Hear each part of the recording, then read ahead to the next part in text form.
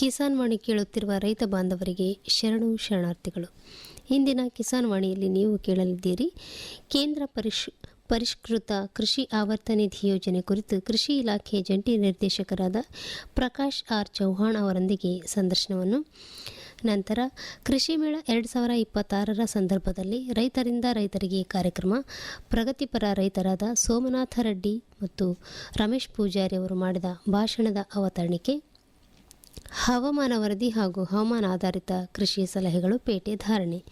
ಈಗ ಮೊದಲಿಗೆ ಕೇಳಿ ಕೇಂದ್ರ ಪರಿಷ್ಕೃತ ಕೃಷಿ ಆವರ್ತ ನಿಧಿ ಯೋಜನೆ ಕುರಿತು ಕೃಷಿ ಇಲಾಖೆ ಜಂಟಿ ನಿರ್ದೇಶಕರಾದ ಪ್ರಕಾಶ್ ಆರ್ ಚೌಹಾಣ್ ಅವರೊಂದಿಗೆ ಸಂವಾದವನ್ನು. ಶ್ರೋತೃ ಬಾಂಧವರಿಗೆಲ್ಲ ನಮಸ್ಕಾರ. ಶ್ರೋತೃ ಬಾಂಧವರೇ, ಇಂದಿನ ಕಾರ್ಯಕ್ರಮದಲ್ಲಿ ಕೃಷಿ ಮೂಲಭೂತ ಸೌಕರ್ಯ ನಿಧಿ ಅಂದ್ರೇನು, ಮುಖ್ಯವಾಗಿ ಕೃಷಿ ಪ್ರಾರಂಭದಲ್ಲಿ ಉದರ ಪೋಷಣೆಗೆ ಮಾತ್ರ ಸೀಮಿತವಾಗಿತ್ತು. ದಿನ ಕಳೆದಂತೆ ಅದು ಉದ್ದಿಮೆಯ ಸ್ವರೂಪವನ್ನ ಪಡೆದುಕೊಂಡಿದೆ. ಲಾಭ ನಷ್ಟದ ಜೊತೆ ಇಂದು ನಾವು ಕೃಷಿಯನ್ನ ಲೆಕ್ಕಾಚಾರ ಮಾಡುವಂತಹ ಪ್ರಮೇಯದಲ್ಲಿ ನಾವಿದ್ದೀವಿ.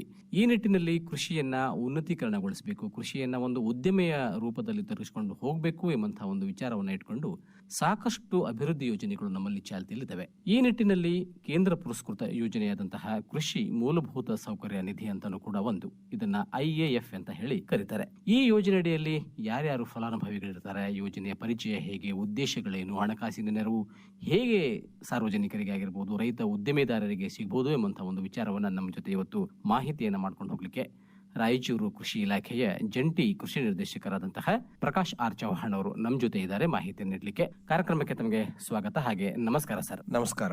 ಈಗ ಕೇಂದ್ರ ಪುರಸ್ಕೃತ ಯೋಜನೆ ಕೃಷಿ ಮೂಲಭೂತ ಸೌಕರ್ಯ ನಿಧಿ, ಪ್ರಾರಂಭದಲ್ಲಿ ಯೋಜನೆಯ ಒಂದು ಪರಿಚಯ.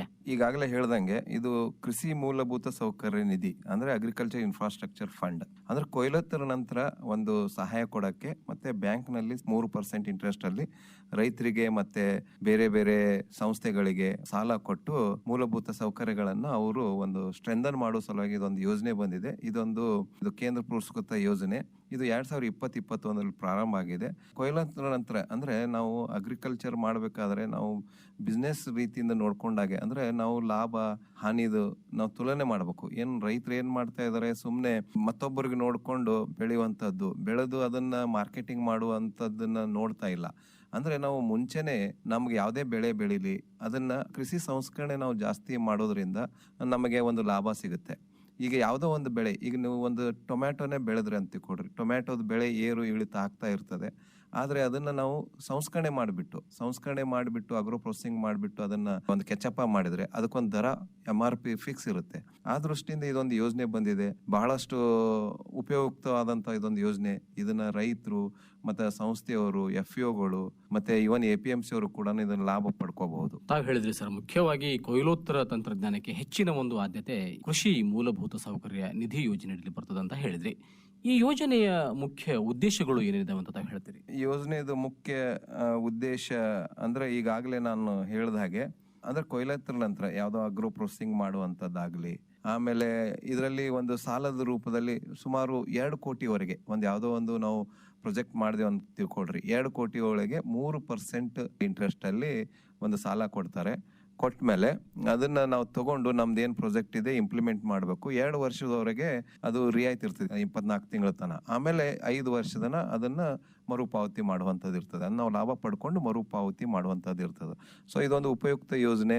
ನಾವು ಏನಾದರೂ ಪ್ಲಾನ್ ಮಾಡಿಬಿಟ್ಟು ಇದರಲ್ಲಿ ನಾವು ಏನೇನೋ ಬಹಳಷ್ಟು ಅಂದ್ರೆ ನಾವು ಅಣಬೆ ಕೃಷಿ ಮಾಡ್ಕೋಬಹುದು, ಪಾಲಿ ಹೌಸ್ ಮಾಡ್ಕೋಬಹುದು, ಅಂದ್ರೆ ನರ್ಸರಿ ಮಾಡ್ಕೋಬಹುದು. ಈ ತರ ಬಹಳಷ್ಟು ನಮ್ಗೆ ಏನಿದೆ, ನಮಗೆ ಯಾವ ತರ ಬೇಕಾಗ್ತದೆ ಅಂದ್ರೆ ಈಗ ಯಾವ್ದಾದ್ರು ಒಂದು ಬೆಳೆ ಬೆಳೆದ್ರೆ ಅದನ್ನ ನಾವು ಮೌಲ್ಯವರ್ಧನೆ ಯಾವ ತರ ಮಾಡ್ಬೇಕಂತ ವಿಚಾರ ಮಾಡಿಬಿಟ್ಟು ಅದನ್ನು ಕೂಡ ನಾವು ಪ್ರೊಜೆಕ್ಟ್ ಮಾಡಿಬಿಟ್ಟು ನಾವು ಉಪಯೋಗ ತಗೋಬಹುದು. ಈಗ ತಾವು ಹೇಳಿದ್ರಿ ಮೂಲಭೂತ ಸೌಕರ್ಯಗಳು ಬೇಕು. ಯಾಕಂತಂದ್ರೆ ಈಗ ಕೃಷಿಯಲ್ಲಿ ಮಾಡ್ತಾ ಮಾಡ್ತಾ ಮಾಡ್ತಾ ಮಾಡ್ತಾ ನಷ್ಟದ ಪ್ರಮಾಣ ಹೆಚ್ಚಾಗ್ತದೆ. ಈಗ ಕೊಯ್ಲೋತ್ತರ ತಂತ್ರಜ್ಞಾನಗಳು ಶೇಕಡ 15ರಿಂದ 20% ನಷ್ಟ ಆಗ್ತದೆ ಅಂತ ಒಂದು ಅಂದಾಜು. ನಮ್ಮ ಪ್ರಾರಂಭದಲ್ಲಿ ನಮ್ಮ ಪೂರ್ವಜಕರು ಕೃಷಿಯನ್ನು ಮಾಡುವಂಥದ್ದು, ಹಾಗೇನೆ ಈಗ ಹೊಸ ಪೀಳಿಗೆ ಕೃಷಿಯನ್ನು ಮಾಡುವಂಥದ್ದು ಬಹಳ ವ್ಯತ್ಯಾಸವನ್ನು ನಾವು ಕಾಣ್ತೀವಿ. ಯಾಕೆ ಬೇಕು ಮೂಲ ಸೌಕರ್ಯಗಳು? ನಮ್ಮ ಒಂದು ಸಣ್ಣ ಪುಟ್ಟ ಅನುಕೂಲತೆಗಳು ಬೇಕಾಗ್ತದೆ. ಈಗ ನೋಡ್ರಿ, ಯಾವ್ದೋ ಒಂದು ಮೌಲ್ಯವರ್ಧನೆ ಮಾಡಿ ನಾವು ಅದನ್ನ ಒಂದು ಕೋಲ್ಡ್ ರೂಮ್ ಅಲ್ಲಿ ಅದನ್ನ ಮೂಲಭೂತ ಸೌಕರ್ಯ ಇದ್ರ ಕಾರಣ ನಾವು ಅದನ್ನ ಕೋಲ್ಡ್ ರೂಮ್ ಅಲ್ಲಿ, ಈಗ ಯಾವ್ದಾದ್ರು ಒಬ್ರು ತರಕಾರಿ ಬೆಳಿತಾರ ಅನ್ಕೊಳ್ರಿ, ತರಕಾರಿ ಏನಾಗುತ್ತೆ ಅದರದ ದರ ಒಂದೇ ರೀತಿಯಿಂದ ಇರೋದಿಲ್ಲ, ಮತ್ತೆ ಸ್ವಲ್ಪ ನಾವು ಪ್ರಮಾಣ ತಗೊಂಡು ಹೋಗ್ಬೇಕಾಗ್ತದೆ. ಯಾಕಂದ್ರೆ ಅದರದ್ದು ಕೀಪಿಂಗ್ ಕ್ವಾಲಿಟಿ ಕಡಿಮೆ ಇರ್ತದೆ. ತರಕಾರಿಯನ್ನು ನಾವು ಸಣ್ಣದ ಒಂದು ಕೋಲ್ಡ್ ಸ್ಟೋರೇಜ್ ಮಾಡಿದೇವೆ ಅಂದ್ರೆ ಒಂದು ವಾರದ್ದು 15 ದಿವಸದ ಒಮ್ಮೆ ಯಾವ ಮಾರ್ಕೆಟ್ ಟೈಮ್ ಇರ್ತದೆ ಸಂಗ್ರಹಣೆ ಮಾಡಿಬಿಟ್ಟು ಅದನ್ನ ಗ್ರೇಡಿಂಗ್ ಬಹಳ ಇಂಪಾರ್ಟೆಂಟ್ ಇರ್ತದೆ. ಯಾವುದೇ ಒಂದು ಕಾಯಿಪಲ್ಯ ಅಥವಾ ಯಾವುದೇ ಹಣ್ಣನ್ನ ಗ್ರೇಡಿಂಗ್ ಮಾಡಿಬಿಟ್ಟು ಮಾರ್ಕೆಟ್ಗೆ ಹೋದ್ರೆ ಒಂದು ಒಳ್ಳೆ ಅದಕ್ಕೆ ಬೆಲೆ ಸಿಗುವಂತದ್ದು ಇರ್ತದೆ. ಸೊ ಅದನ್ನ ನಾವು ಮಾಡಿ ನಾವು ಮಾರ್ಕೆಟಿಗೆ ಒಯ್ದ್ರೆ ಒಂದು ಇದು ಆಗ್ತದೆ ಅಂತ ಹೇಳಿ ನನ್ನ ಅಭಿಪ್ರಾಯ. ಜೊತೆಗೆ ಹಣಕಾಸಿನ ನೆರವು ಹೇಗಿರ್ತದೆ? ಮುಖ್ಯವಾಗಿ ಎಷ್ಟು ವರ್ಷದ ಒಂದು ಮರುಪಾವತಿ ಸಾಮರ್ಥ್ಯ ಇರ್ತದೆ? ಜೊತೆ ಬಡ್ಡಿ ದರ ಹೇಗಿರ್ತದೆ ಈ ಒಂದು ಕೃಷಿ ಮೂಲಭೂತ ಸೌಕರ್ಯ ನಿಧಿಯಲ್ಲಿ? ನಾವು ಹಣಕಾಸಿನ ನೆರವು ಒಂದು ಸಣ್ಣ ಮೈಕ್ರೋ ಎಂಟರ್ಪ್ರಿನರ್ 5 ಲಕ್ಷ 10 ಲಕ್ಷ ಇವನ್ 2 ಕೋಟಿವರೆಗೂ ನಾವು ಮಾಡ್ಕೋಬಹುದು. 2 ಕೋಟಿವರೆಗೆ ಮಾಡಿದ್ರೆ ಅದಕ್ಕೆ ಶೇಕಡ 3% ಅಷ್ಟೇ ಒಂದು ಇದು ಇರುತ್ತೆ, ಇಂಟ್ರೆಸ್ಟ್ ಇರುತ್ತೆ, ಬಡ್ಡಿ ಇರುತ್ತೆ. ಅದಕ್ಕೆ ಇವತ್ತು ನಾವು ತಗೊಂಡೇವು ಅಂದ್ರೆ ಸಾಲ ನಮ್ದು ಒಂದು ಪ್ರಾಜೆಕ್ಟಿಗೆ ತಗೊಂಡ್ರೆ 3% ರಿಯಾಯಿತಿ, 24 ತಿಂಗಳವರೆಗೆ ರಿಯಾಯಿತಿ ಇರುತ್ತೆ.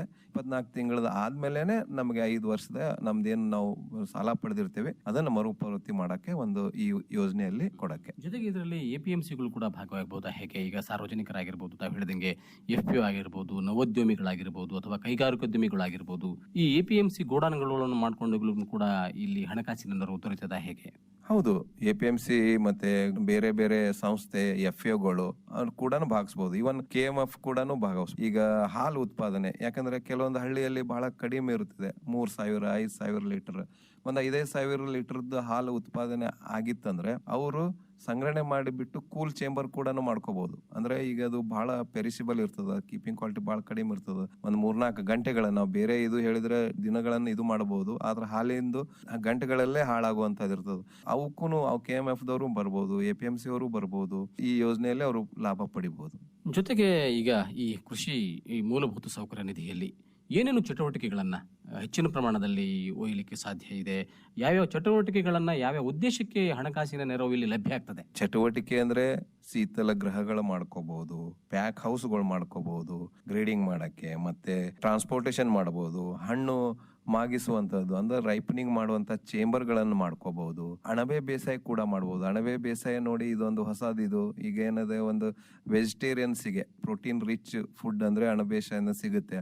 ಅದನ್ನ ದೊಡ್ಡ ಇದನ್ನು ಬೇಕಾಗಿಲ್ಲ, ಒಂದು 10-20 ಸಣ್ಣ ಒಂದು ಜಾಗದಲ್ಲಿ ಅಣಬೆ ಬೇಸಾಯದ ಈಗ ಸೋಲಾರ್ ಬೇಸ್ಡ್ ಬಂದಿದ್ದಾವೆ ಅಣಬೆ ಬೇಸಾಯ ಕಲ್ಟಿವೇಶನ್ಗೆ. ಸೊ ಅವನ್ನ ಹಾಕೊಂಡು ಸಣ್ಣ ಇದರಲ್ಲಿ ಅಣಬೆ ಬೇಸಾಯ ಕೂಡ ಮಾಡ್ಕೋಬಹುದು. ಆಮೇಲೆ ಜೇನು ಕೃಷಿ ಮಾಡಬಹುದು, ಏನು ಬಯೋ ಫರ್ಟಿಲೈಸರ್ಸ್ ಕೂಡ ಉತ್ಪಾದನೆ ಮಾಡುವಂತ ಘಟಕಗಳನ್ನ ಹಾಕೋಬಹುದು, ಜೈವಿಕ ಗೊಬ್ಬರಗಳನ್ನ, ಗುಚ್ಚ ಬೆಳೆಗಳ ಸರಬಳಿ, ಈ ತರ ಎಲ್ಲ ಬಹಳಷ್ಟು ಇದು ಅದಾವ, ಅದನ್ನ ಎಲ್ಲ ಸದುಪಯೋಗ ಪಡ್ಕೋಬಹುದು. ಜೊತೆಗೆ ಅರ್ಜಿಯನ್ನ ಯಾರು ಸಲ್ಲಿಸಬಹುದು? ಇದರ ಒಂದು ಲಾಭವನ್ನ ಯಾರು ಪಡ್ಕೊಳ್ಳಿಕ್ಕೆ ಇಲ್ಲಿ ಅವಕಾಶ ಇದೆ? ಸಣ್ಣವ್ರು ಹಾಕ್ಬಹುದು, ದೊಡ್ಡವ್ರು ಹಾಕ್ಬಹುದು, ಅಥವಾ ಫಲಾನುಭವಿಗಳು ಯಾರಾಗಬಹುದು ಈ ಯೋಜನೆಯಲ್ಲಿ?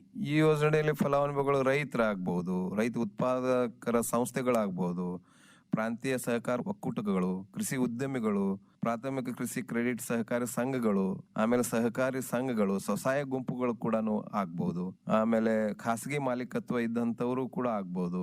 ಈ ತರ ಫಲಾನುಭವಿಯಾಗಿ ಈ ಯೋಜನೆಯಿಂದ ಲಾಭ ಪಡಿಬಹುದು. ಜೊತೆಗೆ ಈಗ ಯೋಜನೆ ಅವಧಿ ಬಹಳ ಮುಖ್ಯ. ಈಗ ಪ್ರಾರಂಭದಲ್ಲಿ ತಾವು ಹೇಳಿದ್ರಿ 2020ರಿಂದ 2021 ಒಂದು ಅವಧಿಯಲ್ಲಿ ಕೃಷಿ ಮೂಲಭೂತ ಸೌಕರ್ಯ ನಿಧಿ ಆರಂಭ ಆಯಿತು. ಈ ಯೋಜನೆಯ ಅವಧಿ ಎಷ್ಟು ವರ್ಷಗಳವರೆಗೆ ಇದು ಚಾಲ್ತಿಯಲ್ಲಿರ್ತದೆ? ಕೇಂದ್ರ ಸರ್ಕಾರ ಪುರಸ್ಕೃತ ಯೋಜನೆ ಅಂದಲ್ಲ, ಇದು 2021 ಪ್ರಾರಂಭ ಆಗಿ 32-33 ಸುಮಾರು 13 ಕಾಲ. ಯಾಕಂದ್ರೆ ಯಾವ್ದಾದ್ರು ಒಂದು ಯೋಜನೆ ಪಂಚವಾರ್ಷಿಕ ಅಂತಿರ್ತಾರೆ, ಈ ಒಂದು ಯೋಜನೆಗೆ 13 ಕಾಲ ಅವಕಾಶ ಕೊಟ್ಟಿದ್ದಾರೆ. ಈಗ ಸದ್ಯ 32-33 ತನ ಈ ಒಂದು ಯೋಜನೆಯ ಲಾಭ ಪಡಿಬಹುದು. ಈ ಒಂದು ಯೋಜನೆಗೆ ಹಣಕಾಸಿನ ನೆರವನ್ನ ಯಾರ್ಯಾರು ಕೊಡ್ತಾರೆ? ಯಾವ್ಯಾವ ಸಂಸ್ಥೆಗಳು ಈ ಒಂದು ಕೃಷಿ ಮೂಲಭೂತ ಸೌಕರ್ಯ ನಿಧಿಯಲ್ಲಿ ಪಾಲ್ಗೊಳ್ತವೆ? ಇಲ್ಲಿ ಹಣಕಾಸಿನ ನೆರವು ಎಲ್ಲಾ ಬ್ಯಾಂಕ್ಗಳು, ಅದು ಯಾವುದೇ ಒಂದು ರಾಷ್ಟ್ರೀಕೃತ ಅಥವಾ ಖಾಸಗಿ ಬ್ಯಾಂಕ್ ಇರ್ಬೋದು, ಶೆಡ್ಯೂಲ್ ಸಹಕಾರಿ ಬ್ಯಾಂಕ್ಗಳು ಇರ್ಬೋದು, ಪ್ರಾದೇಶಿಕ ಗ್ರಾಮೀಣ ಬ್ಯಾಂಕ್ಗಳಿರ್ಬೋದು, ಸಣ್ಣ ಹಣಕಾಸಿನ ಬ್ಯಾಂಕ್ಗಳೂ ಇರ್ಬೋದು, ಬ್ಯಾಂಕೇತರ ಹಣಕಾಸು ಸಂಸ್ಥೆಗಳು, ರಾಷ್ಟ್ರೀಯ ಸಹಕಾರ ಅಭಿವೃದ್ಧಿ ನಿಗಮ, ಇವೆಲ್ಲಾ ತರ ಇದ್ದಂತ ಬ್ಯಾಂಕ್ಗಳಿಂದ ಈ ಸಂಸ್ಥೆಗಳಿಂದ ಹಣಕಾಸಿನ ನೆರವು ಪಡ್ಕೋಬಹುದು. ಈಗ ಅರ್ಜಿ ಸಲ್ಲಿಸುವಂತದ್ದು ಬಹಳ ಮುಖ್ಯ. ಹೇಗೆ ನಮ್ಮ ಫಲಾನುಭವಿಗಳು ಯೋಜನೆ ವ್ಯಾಪ್ತಿಯಲ್ಲಿ ಬರುವಂತಹ ಒಂದು ಉದ್ಯಮಿಗಳು ಅರ್ಜಿಯನ್ನ ಯಾವ ಪೋರ್ಟಲ್ ಮೂಲಕ ಹೇಗೆ ಸಲ್ಲಿಸಬಹುದು ಅಂತ ಹೇಳ್ತೀರಿ? ಅರ್ಜಿಯನ್ನ ಈಗೆಲ್ಲ ಇಂಟರ್ನೆಟ್ ಅಲ್ಲಿನೂ ನಾವು ಯಾವ ಫಲಾನುಭವಿ ಇದಾರ ಅವ್ರ ಅರ್ಜಿ ಸಲ್ಲಿಸಬಹುದು. ಇದು www.agriinfra.dac.gov ಲಾಗಿನ್ ಅಲ್ಲಿ ಎಂಟ್ರಿ ಆದ್ರೆ ಅಲ್ಲಿ ಅರ್ಜಿ ಸಲ್ಲಿಸುವ ಒಂದು ಇದು ಸಿಗುತ್ತೆ, ಅಲ್ಲಿ ಅರ್ಜಿ ಸಲ್ಲಿಸಬಹುದು. ಮತ್ತೆ ಇನ್ನೂ ಹೆಚ್ಚಿನ ಮಾಹಿತಿ ಬೇಕಂದ್ರೆ ಕೃಷಿ ಅಥವಾ ತೋಟಗಾರಿಕೆ ಇಲಾಖೆಯ ರೈತ ಸಂಪರ್ಕ ಕೇಂದ್ರ ಅಥವಾ ತಾಲೂಕು ಸಹಾಯಕ ಕೃಷಿ ನಿರ್ದೇಶಕರ ಆಫೀಸು ಅಥವಾ ಜಂಟಿ ಕೃಷಿ ನಿರ್ದೇಶಕ ಕಚೇರಿಗೆ ಹೋಗಿ ಅವರು ಅರ್ಜಿ ಯಾವ ತರ ಸಲ್ಲಿಸಬೇಕಂತ ಹೇಳಿ ತಿಳ್ಕೊಂಡು ಅರ್ಜಿ ಸಲ್ಲಿಸಬಹುದು. ಏನ್ ಹೇಳಕ್ ಇಷ್ಟಪಡ್ತೀರಿ ಸರ್? ಮುಖ್ಯವಾಗಿ ಕೇಂದ್ರ ಪುರಸ್ಕೃತ ಯೋಜನೆ ಕೃಷಿ ಮೂಲಭೂತ ಸೌಕರ್ಯ ನಿಧಿ ಫಲಾನುಭವಿಗಳು ಇದರ ಗರಿಷ್ಠ ಲಾಭವನ್ನ ಪಡ್ಕೋಬೇಕು ಅಂತಂದ್ರೆ ನಿಮ್ಮ ಕಿವಿ ಮಾತು. ಫಲಾನುಭವಿಗಳು ಇದನ್ನ ಗರಿಷ್ಠ ಲಾಭ ಪಡ್ಕೋಬೇಕಂದ್ರ ಈಗ ಏನಿಗಿದೆ, ಈಗಾಗಲೇ ತಾವು ಹೇಳ್ದಂಗೆ ಒಕ್ಕಲ್ತನ ಬರೀ ನಾವು ಬೆಳೆದು ಯಾವುದೋ ಒಂದು ಮಾರ್ಕೆಟಿಗೆ ಕೊಡುವಂತದ್ದಲ್ಲ, ಮೌಲ್ಯವರ್ಧನೆ ಮಾಡಿದರೆ ನಮಗೆ ಒಂದು ಒಳ್ಳೆ ಆದಾಯ ಸಿಗುತ್ತೆ ಮತ್ತು ಒಂದು ಒಳ್ಳೆ ಬೆಲೆ ಸಿಗುತ್ತೆ. ಆ ದೃಷ್ಟಿಯಿಂದ ಮೌಲ್ಯವರ್ಧನೆ ಮಾಡಿದ್ರೆ ಮಾತ್ರ ನಮಗೆ ಕೃಷಿಗೆ ಒಂದು ಒಳ್ಳೆ ಆದಾಯ ಸಿಗುತ್ತೆ ಅಂತ ನಂದು ಒಂದು ಅಭಿಪ್ರಾಯ. ಸಾಕಷ್ಟು ಮಾಹಿತಿಯನ್ನು ಮಾಡಿಕೊಟ್ರಿ. ಮುಖ್ಯವಾಗಿ ಕೃಷಿ ಮೂಲಭೂತ ಸೌಕರ್ಯ ನಿಧಿ ಕೇಂದ್ರ ಪುರಸ್ಕೃತ ಯೋಜನೆ ಸಾಕಷ್ಟು ಹೇಳಿ ಮತ್ತೊಮ್ಮೆ ಎಲ್ಲರಿಗೂ ಧನ್ಯವಾದ ಹೇಳ್ತಾ ಇದ್ದೀನಿ. ಇದುವರೆಗೂ ಕೇಂದ್ರ ಪರಿಷ್ಕೃತ ಕೃಷಿ ಆವರ್ತ ನಿಧಿ ಯೋಜನೆ ಕುರಿತು ಕೃಷಿ ಇಲಾಖೆ ಜಂಟಿ ನಿರ್ದೇಶಕರಾದ ಪ್ರಕಾಶ್ ಆರ್ ಚೌಹಾಣ್ ಅವರೊಂದಿಗೆ ಸಂದರ್ಶನವನ್ನು ಕೇಳಿದಿರಿ. ಸಂದರ್ಶಕರು ಅಮರೇಶ್ ಆಶಿಹಾಳ್.